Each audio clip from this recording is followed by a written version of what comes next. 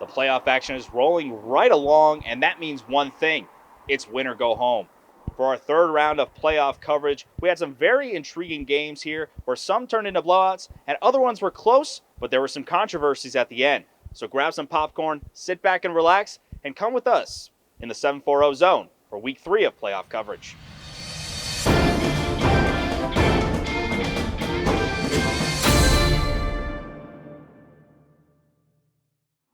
Welcome back to the 740 zone. I'm your host, Jacob Murray, and we have our week 9 of football action where we saw the regional quarterfinals take place. And we start off our show in Thornville where we saw the Sheridan Generals take on Columbus Bishop Watterson in a game that would go down to the final drive. Reporter Alex Porter was out at that one to see the final home game for the Generals at Paul Culver Jr. Stadium.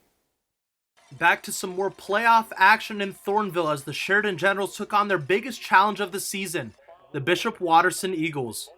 Both teams met prior to the start of the regular season for a scrimmage, but they will be put to the test in this win or go home game. Sheridan's first drive of the game was started off with their go-to man, Jason Munyon. Munyon would break off a 37-yard run right before he would finish the drive off from 15 yards out to the house. Just as it seemed the game might go in favor of the Generals, Bishop Watterson answered back, and fast. It only took 2 plays for the Eagles to find the end zone as Jacob Hoying dumps the ball to Cam Nicholson, and Nicholson turns on the burners. At this point, it would be 7-6 in favor of Sheridan after a failed 2-point conversion halfway through the first quarter. After Sheridan hurt themselves with some penalties, they punted the ball into the hands of Tyler Young, and Young would make his name known. Young would return the punt all the way to the end zone. That punt return would be one of 2 touchdown returns for that young man, and he would be the biggest offensive contributor for the Eagles. Despite a slow first quarter on both the offensive and defensive side of the ball for Sheridan, the second quarter would be the turning point in the game. The Generals were able to answer back on the offensive side with a balanced attack of the run game through Munyon and the pass through Josh O'Ryan. Heading into halftime, Sheridan would walk into the locker room with a slim 21-20 lead. After allowing 2 touchdown punt returns in the first half, the Sheridan Generals defense and special teams picked it up in the second half. Head coach Paul Culver III details about how his team was able to do that. Certainly the best defensive game, which is scary considering how well we played previously. Our defense played incredible tonight, and I think we're going to get better. And that Red Rage defense would show out in the second half.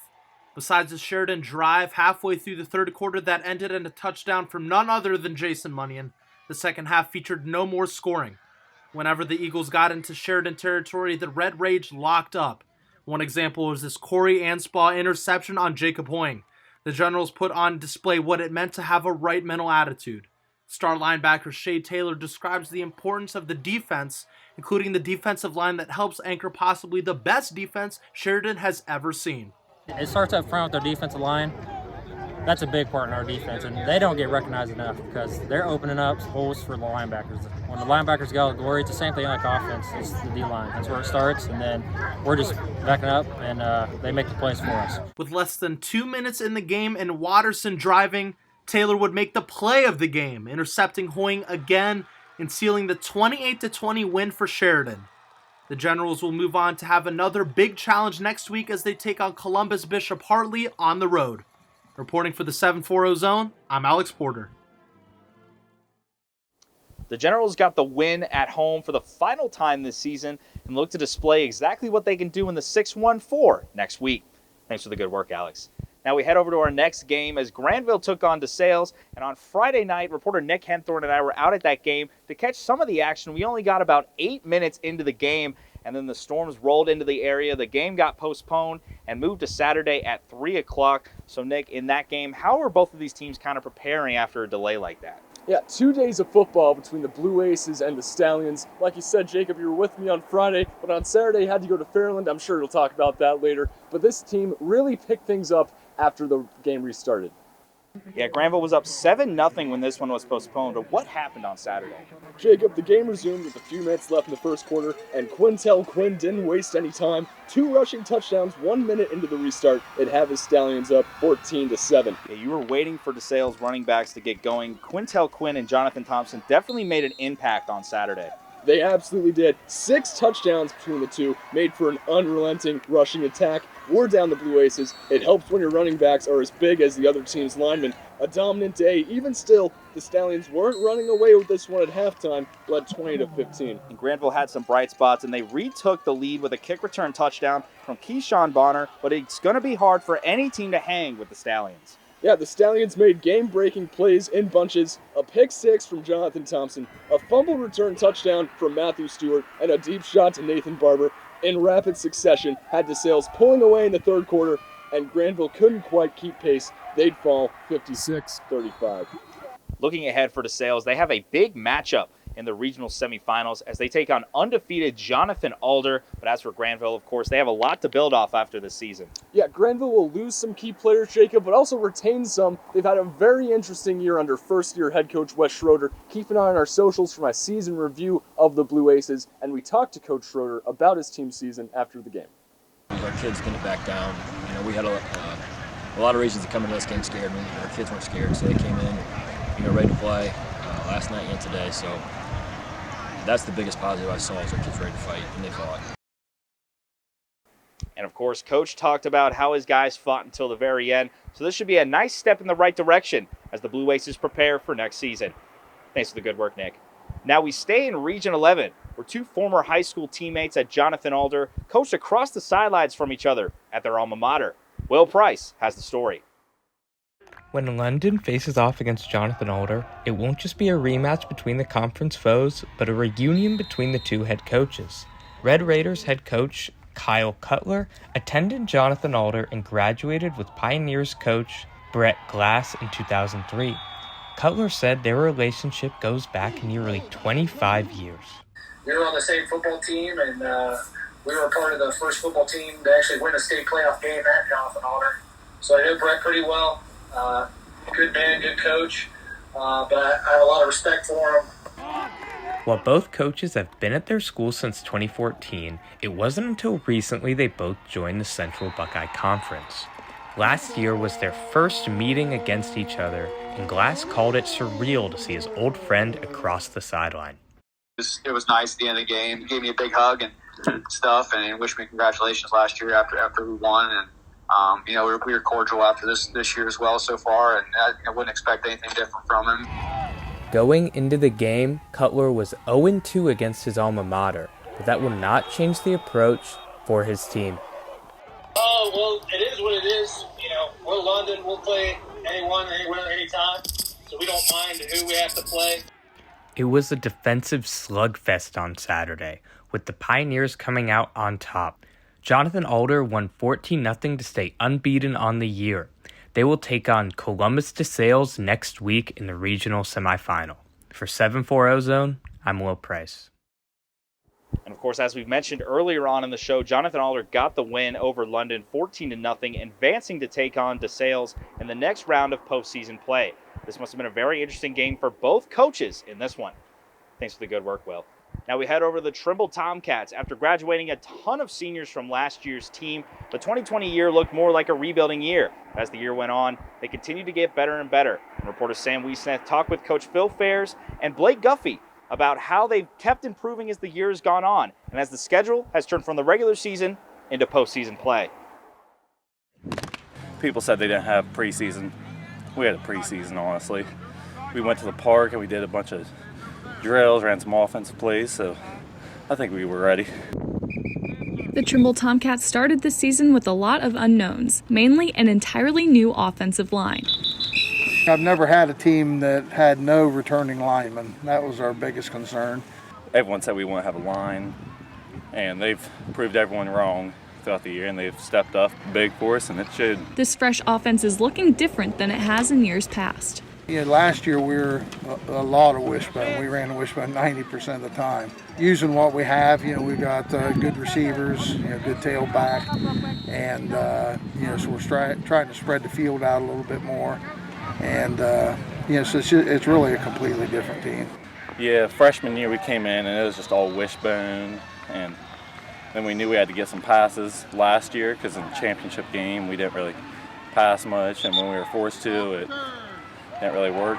So then we worked on it a little bit last year, and this year it's came in big for us. Though this young team has had success early this season, they know that playoff competition is going to start heating up, especially when they play Bern Union here at Gloucester Stadium this weekend. As a team, they've got a lot of good players.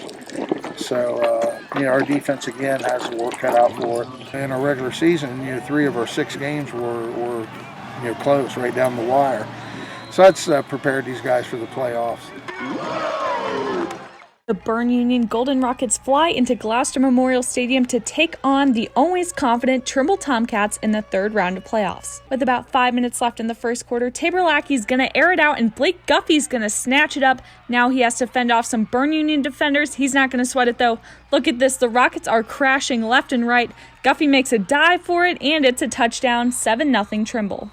Bern Union is looking to catch up to the Tomcats, so they'll hand it off to Chris Prince, who breaks past Trimble's defense and soars full speed ahead for a 36-yard rushing touchdown. It's tied up 7-7. Fast forward to the 4th quarter, it's do or die for the Golden Rockets, who are down by 2 touchdowns, but Todd Fouts intercepts it and puts Trimble in position to score their final touchdown of the night. The Tomcats take this one 35-14. Trimble's defense played a large part in the Tomcats' success.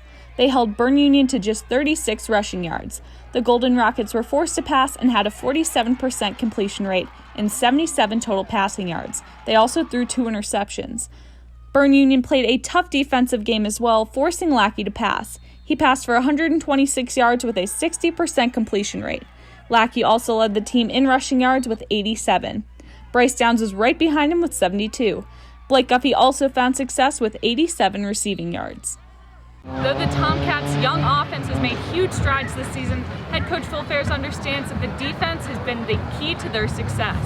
Being as inexperienced as we are, it's hard to get an offense going. You get all 11 guys on the same page. But as we did that, as the year went on, our defense has allowed us to not score as many points and, to maybe take a few chances. Of course, this is the end of the line for the Bern Union Golden Rockets, but the Trimble Tomcats keep marching on. They play Newark Catholic next week. Thanks for the good work, Sam. Now we move over to another TVC hockey team. The Eastern Eagles have had a very nice season as they got their first playoff win in team history last week and look to continue that pushing forward as we have reporter Zach Paquette, who was out at that game to see how they would perform in their second game. Yeah, Jacob, in 2019, the Eastern Eagles made the playoffs and were knocked out by Newark Catholic in the first round. Now, at the time, the 2019 season was considered the best in recent history. That was until this season. After making their first playoff appearance in 18 years in 2019, the Eastern Eagles came into 2020 with high expectations. After suffering a 14-point loss to Caldwell in Week 1, the Eagles played host to Trimble in Week 2 in a game that came down to the wire. Fast forward to the 4th quarter, tie game 7-7. Ridnour hands off to Steve Fitzgerald. And who's that? It's Blake Guffey with the football for the Tomcats. Takes it back to the Eastern 7-yard line. And Guffey would kick a 21-yard field goal to take the 10-7 lead. Now it's Eastern's turn to respond. 4th and long here. This is the ball game. Ridnour takes the snap, rolls left, looking for his receiver, finds him, but he's a yard short. And Trimble would hang on to win this one, 10-7. From there, each game felt like a must-win for the Eagles. After beating South Gallia in Week 3, they had a pivotal matchup at Waterford with the fate of their season on the line.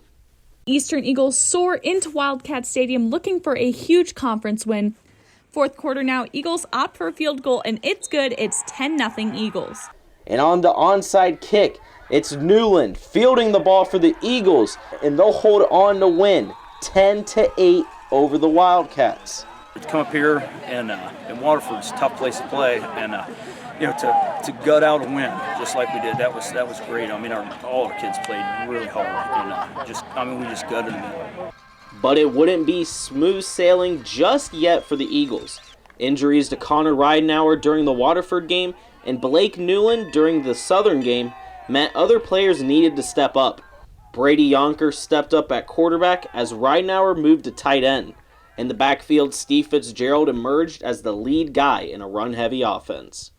Eastern would finish the regular season 4-2, good enough to finish second in the TVC Hawking standings, their highest finish in a long time.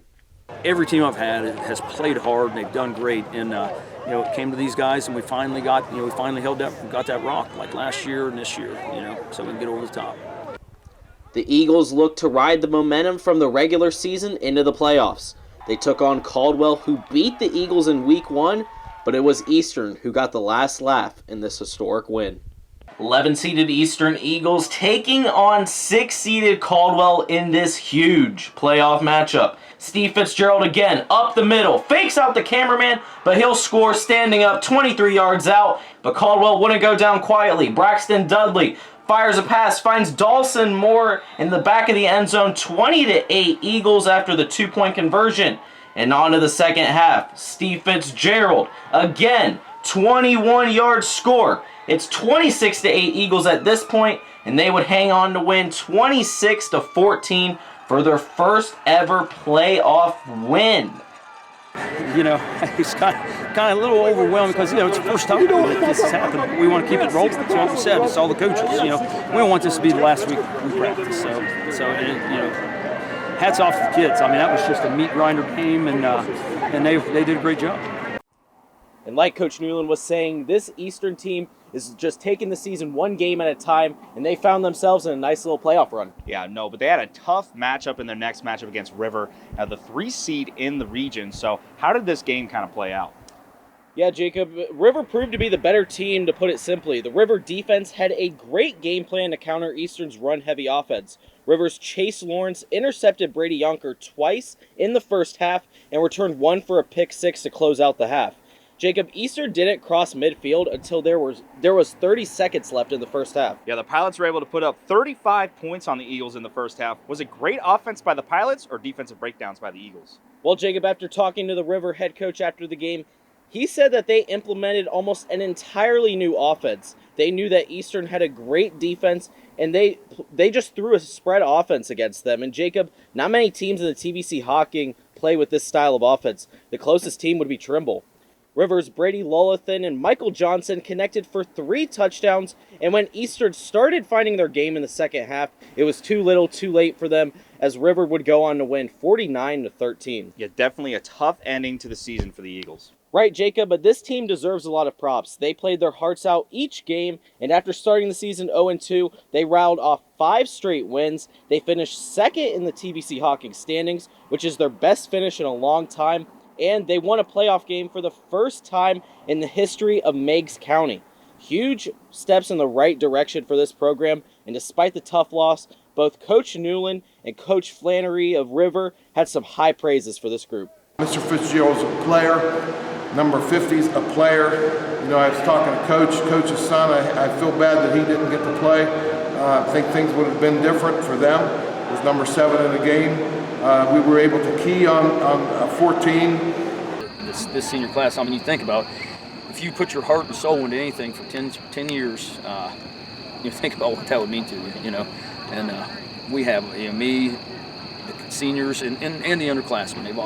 They're this very tight-knit group, but, when you pour your heart and soul into something for 10 years, it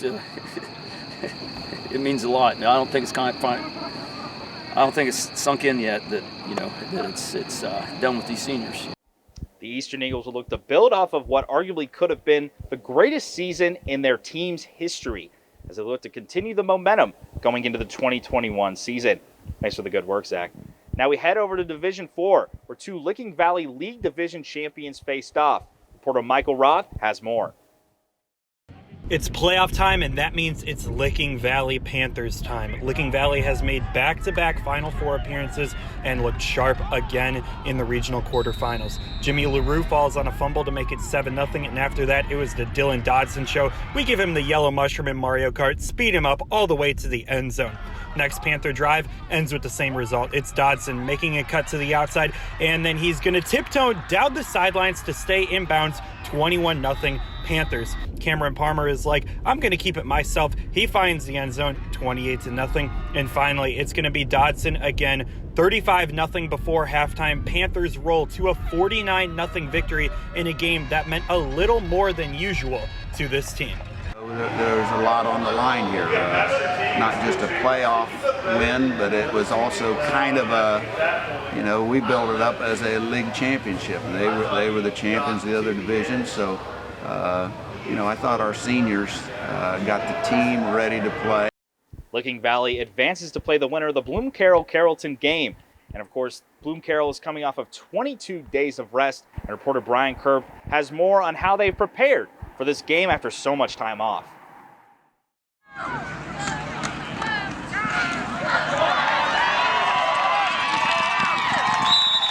The last time BloomCarroll played a game was on October 2nd, which was week 6 of the regular season. After having a first-round bye, the third-seeded Bulldogs were set up for a second-round matchup against Indian Valley, but that game was canceled because of coronavirus cases on Indian Valley's roster. That meant 2 straight weeks without a game for BloomCarroll. It was definitely a quick adjustment for us, and we found out on Wednesday 5 minutes before our practice started. And so, you know how things typically go. You're preparing, you got scripts, you have, plays drawn up, things like that for scout teams. And so we kind of just rolled with it. Coach Wade Bartholomew and his coaching staff had to find ways to keep the team focused and prepared for its next game. They used the extra practice time to run through special scenarios and even held an inter-squad scrimmage last Friday. We figured our kids needed a little bit of some live action stuff, so we actually split our kids up and did a small little inter-squad for about an hour, gave our kids a chance to hit somebody, tackle somebody. So we felt like our kids really needed that opportunity to feel that a little bit, not too much, but enough to try to keep them engaged and heck, what high school kid wants to practice for 2 weeks and not play, so we had to find a way to let them play a little bit of football. As close as it can get to like a game of inter-squad, and we're just having fun at practice, and like coaches are trying to get us ready for the next week. The Bulldogs are slated to hit the field at Carlfell Stadium on Saturday against 11th seeded Carrollton in the regional quarterfinals. The first game for BloomCarroll in 22 days. We got to find a way to pick up the tempo of the game instantly, being off for the 2 weeks. But to be able to take a long run, kind of like we did last year, we got to put our defense up front. Our defense has got to be able to make stops. Yeah, that's what our defense does, step up. I mean, we just got to play physical, play fast. That's what our coaches tell us. And of course, the Bulldogs had a game on Saturday night. In their quarterfinal matchup, they took on Carrollton, and reporter Brian Kerb was out of that game. And of course, talking with Coach earlier in the week, Wade Bartholomew, he wanted his guys to come out strong here in this one. Yeah, sometimes after a few weeks off, teams can show just a little bit of rust, but I tell you, the Bulldogs showed absolutely no rust on Saturday. They were eager to get back on the field, and it absolutely showed in this one. BloomCarroll took a real quick 7-0 lead on its opening drive. Carrollton trying to get those points right back, but Bo Wisecarver has a different plan in mind and comes down with the interception. Something BloomCarroll has done all season is forcing turnovers and then cashing them in for points. KJ Benedict airs one into double coverage but finds Brandon Dodds for the 20-yard touchdown, 14-0 BloomCarroll. Talk about coming out strong. That's about as good of a start that Bulldogs could have asked for. Right, and they were really just getting started. Next BloomCarroll drive, Benedict hits Drew Angelo on a screen. Angelo accelerates and has nothing but green turf ahead of him. 48 yards to the house to extend the Bulldogs' lead to 21. Still in the first quarter, Benedict throws one out to Brandon Totten, and after getting a little bit of help from his blockers, Totten takes it all the way for another BloomCarroll touchdown. Now in the second, KJ Benedict decides to show off his arm a bit.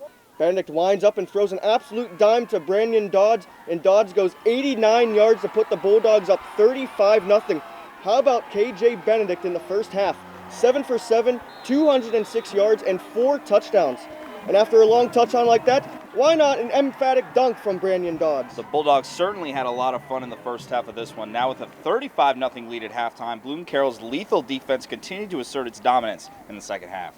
Oh yes, for sure. The Bulldogs had only given up 28 points all season long, and that defense has been punishing opponents week in and week out. That was no different against Carrollton. The Warriors trying to get something going with this trick play, and Austin Coletti throws on way downfield, but Brandon Totten tracks that down like an outfielder and comes away with another BloomCarroll takeaway. Totten returns it all the way back into Carrollton territory before he is tripped up, and now he gets a chance to have some fun. How about this windmill dunk with authority? Later in the quarter, Luke Warner hits Austin Haney with a pass, but Haney is met with a big-time hit from Bo Wisecarver. BloomCarroll's defense never really let Carrollton get any sort of drive going. The Bulldogs advance with a 35-0 victory, their 4th shutout of the season. We have that expectation now. Our kids are ticked off when you see a team start to drive down the field, by the time they hit the 30, you see our sidelines, you see our kids, we start to get really upset. And when people get inside the 20, we really step up our game and start to play extremely well, and it's tough to score on us. BloomCarroll will have a very tough test in their next round of postseason play when they take on the 2nd seed in Licking Valley. Thanks for the good work, Brian. Now, the Warren Warriors have had a phenomenal 2020 season, but this is something that has been 4 years in the making. Reporter Nick Veland expands on what has made this year so special for the Warriors. 2020 has obviously been a year that many people will want to forget, but for the town of Vincent, Ohio, 2020 has been a year that many will never forget, with the Warren Warriors having a season for the record books. But it's been a long road to get here. The Warriors senior class started their high school football career without winning a game their freshman year, and following that up with a 2-8 sophomore year. Finally, their junior year, they were able to get things clicking under a new coach, Matt Kimes, and finish the year 6-4. So coming into the 2020 season, there was a lot of hype around this Warren Warriors team, and all that hype turned into reality. I mean, when we were in junior high, we went on a streak where we had only won 2 games in like 5 years, and we went. My sophomore year, we finally got that first win of our high school career, and then it just kept going from there. We got the right coaching staff, got the right administrators to build up on our program. I mean, to be where we are at now, it's just unimaginable. With the new COVID 6-week schedule, the Warriors finished 5-1, with their only loss being to a still undefeated Fort Fried team in Week 2. But they were able to put that behind them and finish the regular season strong, leading them to their school's first ever playoff win against Columbus East. Round 2 brought John Glenn to town, and this game told the story of this senior class.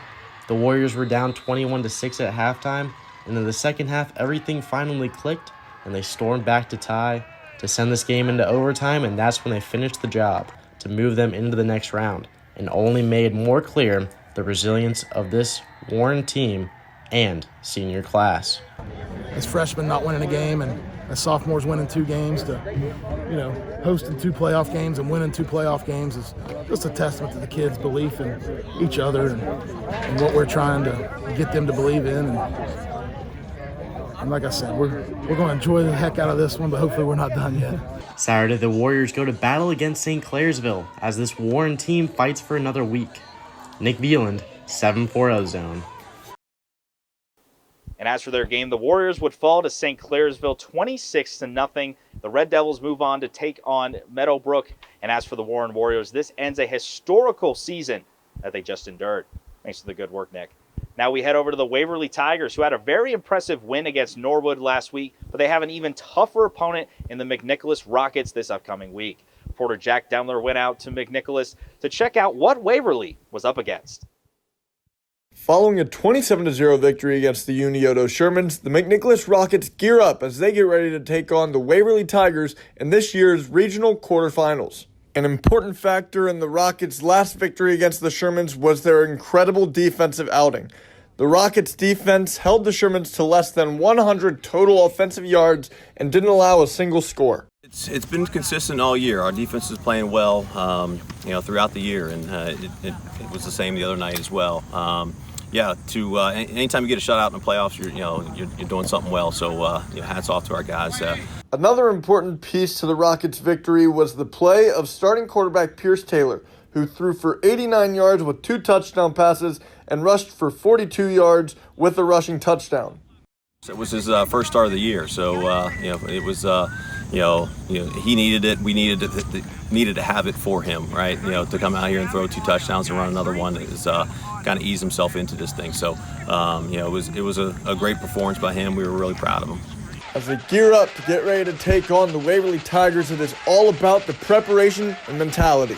I mean, they're a really, really good football team, and you flip them on tape, and yes, they do throw it around, but if you're not careful, they're going to run it down your throats too. So there's a lot to prepare for. They have a bunch of formations.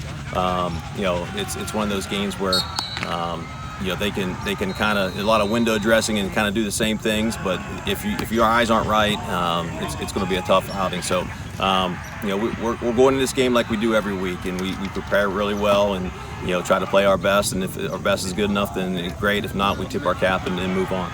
It really is. It's the most important game on our schedule because it's the next one, right? It's cliche, but honestly, that's the way it's been. When we came out here, we had no idea if we were going to be able to play one game. So, it's been a blessing to get as far as we've gotten this year. They understand the stakes. They understand that it's win or go home, and they take that approach in just about everything they do. The Waverly Tigers hosted the McNicholas Rockets in the regional quarterfinals. The Tigers would score on their opening drive thanks to Jackson Poe pounding it in from the 1-yard line. On the Rockets' possession, there was a lot of QB draw. Here's Pierce Taylor exploding up the middle for 25 yards. That QB draw would set the Rockets up for this. Tyler Schneider from the 6-yard line, he's going to punch it in. However, the PAT was blocked. Tigers lead 7-6. The Tigers would shut the Rockets down from there. Here's the gunslinger Hayden Shanks finding Penn Morrison for a 45-yard bomb. The refs would mark him down at the 1-yard line. That'll set up Poe for another goal line TD, 13-6 Tigers. Ensuing possession, Shanks is going to find his guy, Will Thuthi, for a 6-yard touchdown. Tigers showing no signs of slowing down. They're up 20-6 going into half. Just like how everything was clicking offensively, the defense came to play too. The Tigers defense had 3 interceptions, with this one being the play of the game. Taylor getting rushed, scrambles, thinks he has a man, but Penn Taylor goes up and says, "Give me that." One-handed interception. It was just unbelievable. I mean, there was a part of me that thought, okay, we're going to give one up here, and then he just at the last second just kind of reached up and one hand pulled it down. It's just again, Penn makes catches like that a lot. He has great hands, and he's done great things for us this year at corner. I mean, obviously when you can win a turnover battle, good things are going to happen. And I thought our guys did a good job, getting aligned and just playing fast. That's a big thing. I thought our guys just played fast, and I thought they played physical. That would lead to Poe's third goal line touchdown, and the Tigers were ahead 34-6. It was just not the Rockets' night, but they wouldn't give up. Late fourth quarter, Taylor connects with Jack Kemp, who makes a few Tigers miss and takes it 22 yards into the end zone. However, it was too little too late as the Tigers go on to win 34-13. This is our first time we've ever won 2 playoff games. So, for us, we just got to keep it rolling. We just got to keep building on. Our mentality's been take each week, be 1-0 each week. We were going to be prepared to come out and fire on all cylinders when the season started, and that's what we basically did. Just came out here and played one game at a time. From the 740 zone, I'm Jack Demler. A lot of big plays and a big-time performance for the Tigers. Waverly wins 2 consecutive playoff games for the first time in their team's history. Then we'll take on Clarksville Clinton Massey next week. Thanks for the good work, Jack.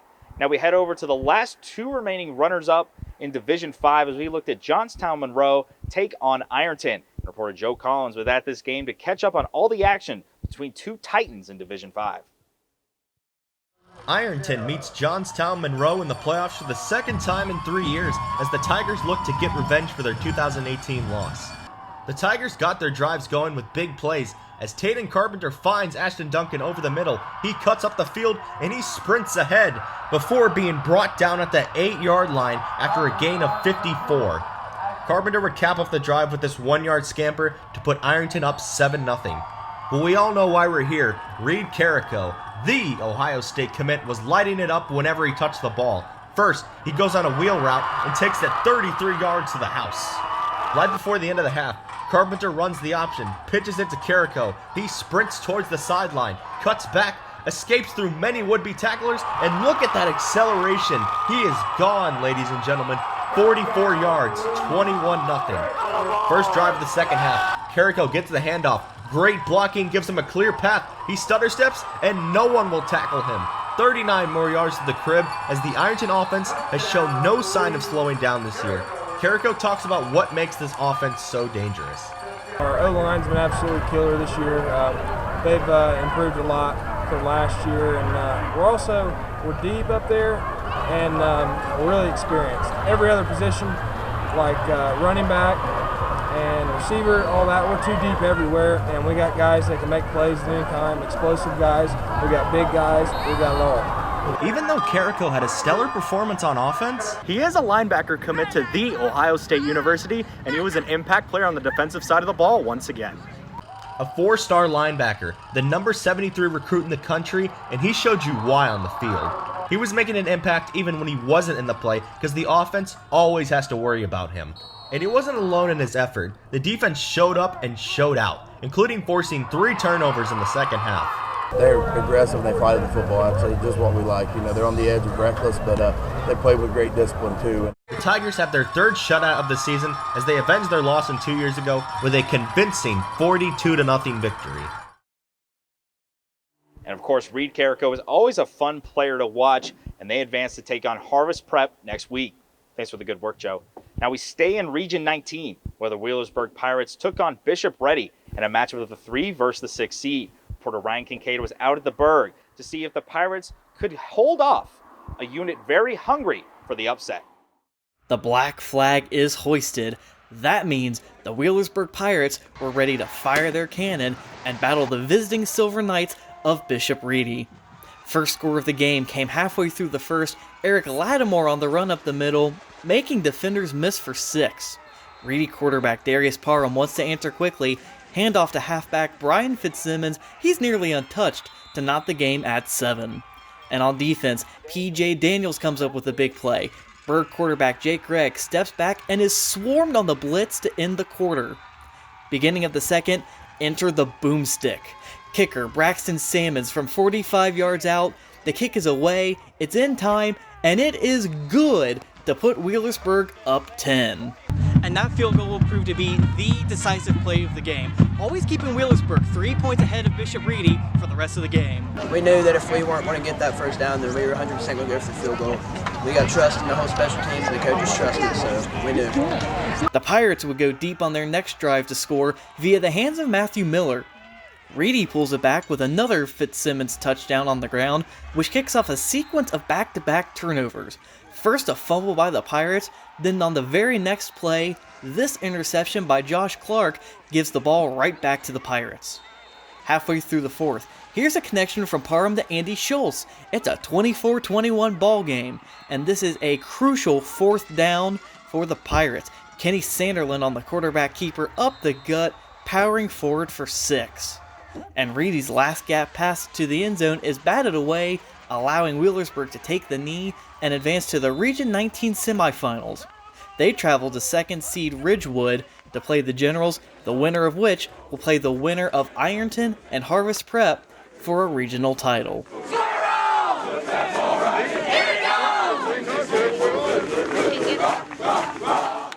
With this win for Wheelersburg, both river teams advance to the regional semifinals, as Ironton will play a home game, while the Pirates probably have played their final home game of the season. They advance to take on Ridgewood next week. Thanks for the good work, Ryan. Now, Adena football has had an incredible season after winning their first playoff game a week ago. They took on Minster on Saturday night, and I went out there to figure out how they're taking this underdog mentality to the next level. The Adena football team has had a magical year, even with the threat of COVID-19 lingering in this shortened season.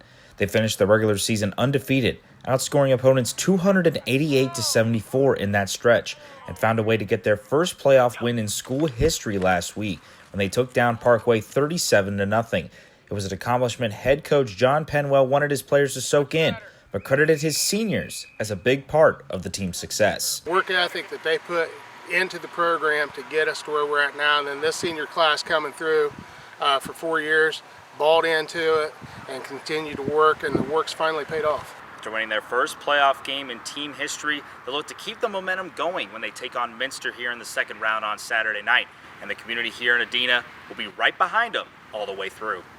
The players, including receiver Logan Bennett and center Will Rhinesmith, know how much this playoff run means to their community.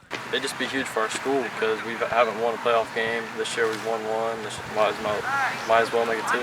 You know, our community's never had that before. I think they'd really like it. You know, we'd really represent them well to get a win Saturday. Going into their game this Saturday against Minster, there is still a feeling that they are the underdogs, something players and coaches alike will use to fuel them. We've always been looked at as underdogs, I think.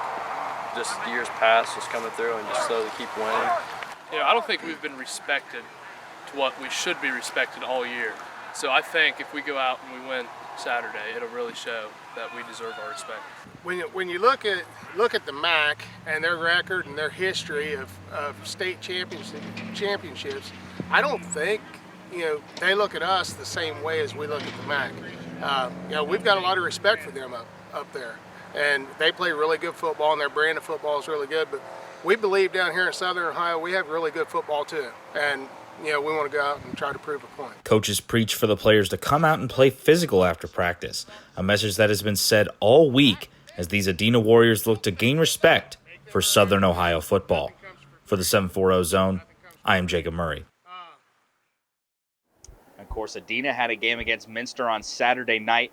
The chip on the shoulder mentality was working in full effect for the Warriors as well in this game. Reporter Claire Geary was at that one to see how the Warriors took control in this one. Jacob, there's a ton to unpack from this game. The Adena Warriors took home yet another historic win in their playoff run, and it came from crazy catches from players such as Logan Bennett. The man, Nate Throckmorton, is just running the ball as if it's his job, and the defense shut everything down that came their way. Now, let's look at the details.